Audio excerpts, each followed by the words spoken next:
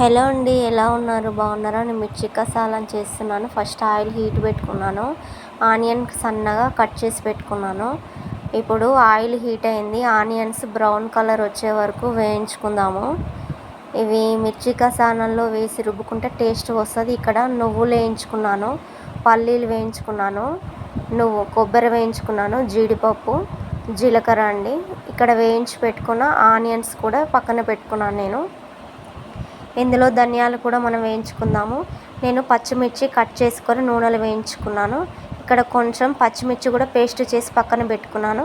ఇక్కడ ధనియాలు కూడా వేయించాను చూడండి. ఈ ఐటమ్స్ అన్నీ మనం మిక్సీ పట్టుకోవాలి.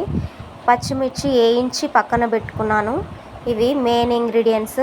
నేను వేయించి పెట్టుకున్న అదే నూనెలో జీలకర్ర వేసాను. తర్వాతకి 2 బిర్యానీ ఆకులు వేసుకున్నాను.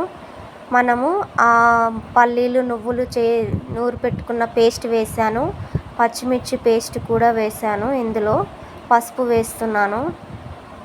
పసుపు, పచ్చిమిర్చి పేస్ట్, అది రుబ్బు పెట్టుకున్న పేస్ట్, సాల్ట్ వేసి అంతా మనం ఆయిల్ పైకి తేలే వరకు గ్రేవీ మనం వేయించుకోవాలి. సిమ్లో పెట్టి వేయించుకోవాలి, అడుగంటుతుంది. ఇది బిర్యానీలోకైనా, చపాతీకైనా, రోటీకైనా చాలా బాగుంటుంది. నేను కొన్ని టమాటాలు వేసాను ఇందులో. మీరు ట్రై చేయండి. ఆయిల్ అంతా తేలింది కదా, ఇందులో కొంచెం నేను కస్తూరి మేతి వేసాను.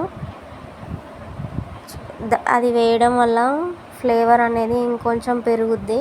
మనకు హోటల్ స్టైల్లో మనకు గ్రేవీ ఎలా అయితే ఉంటుందో ఇది సేమ్ అలాగే ఉంటుంది. నేను వేయించి పెట్టుకున్న పచ్చిమిర్చిని కూడా ఇందులో వేస్తున్నాను.